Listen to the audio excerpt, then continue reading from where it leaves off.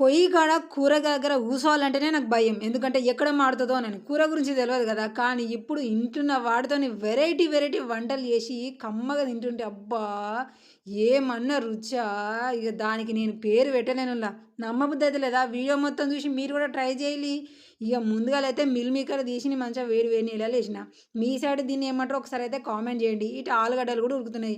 రెండిటిని ఉడకబెట్టిన. ఇగ ఈ మిల్ మేకర్లు వేడి వేడి ఉండంగానే చితగ్గొట్టిన. కాలుతున్నా గూడా ఇగ వంట చేసేటోళ్ళకి ఇదంతా గూడా నార్మలే ఏమి అనిపియదు. అటు ఆలుగడ్డలు కూడా చితగ్గొట్టిన, మిల్ మేకర్ చితగ్గొట్టి ఉట్టిగా గిన్నెనే పొయ్యి మీద పెట్టిన. కింద మంటేం లేదు. ఇంతంత నూనె పోసి కారప్పొడి వేసి అటు ఇటు అని కలిపిన. ఇగ ఇందులోనే జీలకర్ర పొడి, లవంగాల పొడి, ఈ ధనియాల పొడి ఇవన్నీ వేసి మిల్ మేకరు, ఆలుగడ్డ ఉట్టిగానే కింద మంట లేదు మంచిగా గుర్తుపెట్టుకోవాలి.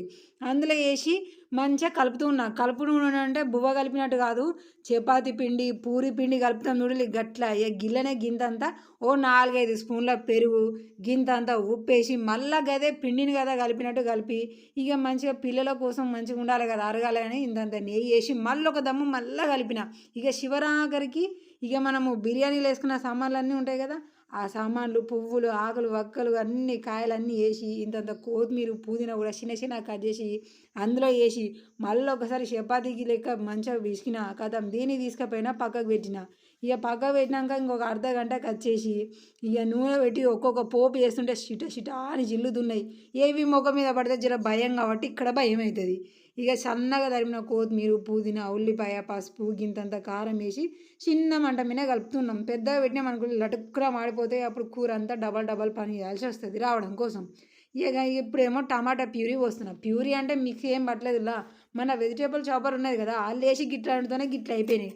ఎట్లయితే ఏంది టమాటే కదా వేసుకొని మంచిగా అలా కలిపిన తర్వాత బుత్తంత సేపటికి మళ్ళీ ఒక 4, 5 స్పూన్ల పెరుగు వేసిన. పెరుగు కూడా మంచి పులుపు ఉన్నది, తీయటిది కాదు. ఇక అది వేసి మళ్ళీ గదే చిన్న మంట మీద బుత్తం అంతసేపు కలిపినాక అది మంచి వాసన వస్తూ ఉంటే ఇక ఇందాక కలిపి పెట్టుకున్నది ఉన్నది కదా మిల్ మేకర్ ఆలుగడ్డ అదంతా తీసుకొచ్చి ఆ గందులో గుమ్మరిచ్చి ఇక చిన్నగా మెల్లగా కలుపుతూ ఉన్నా. ఇట్లా కలుపుతూ ఉంటే అప్పటికే ఆ పెరుగు ఆ మసాలాలు మిల్ మేకర్ ఆలుగడ్డ కాంబినేషను నోట్లో నీళ్ళు ఊరుతుంది. ఇక దానికోసం ఇక పైన పైన జర్రంతా ఉప్పు వేసినాం. ఎందుకంటే ఇక్కడ వాటర్ యాడ్ చేసేది ఏం లేదు కాబట్టి జర్రంతా ఉప్పు వేస్తుంటే కొంచెం అంత నీరు వస్తుంది కదా. ఇక గదే దాంట్లో గదే నూనెలో చిన్నగా కాలుతూ ఉంటుంది. ఆ కాలుడు ఎట్లా అంటే ఆ వాసన కమ్మటి వాసన మనకు ఆటోమేటిక్గా వచ్చేస్తుంది. అట్లా అయింది అని అన్నాక ఆఖరికి ఇంతంత పుదీనా కొత్తిమీర వేసుకొని ఇంతంత జల్లుకొని స్టవ్ బంద్ చేయాలి. ఇక గిది ఉడుకుడుకు బువ్వల సరే ఒకటి తిందామని ఇట్లా వేసినా కదిలిచ్చినాం కదా వాసన అచ్చుడుతోనే ఒక్క గంట ఏం సరిపోతుంది అని ఇంకో గంట వేసిన. మళ్ళీ తిద్దాం అనుకున్నా కానీ మా మిగిలిన ముగ్గురికి ఏం పెట్టాలి అని అక్కడికే సరిపించుకొని ఇక ఉడుకుడుకు బువ్వల ఉఫ్ ఉఫ్ అని అనుకుంటూ తింటూ ఉంటే ఏమన్నా రుచి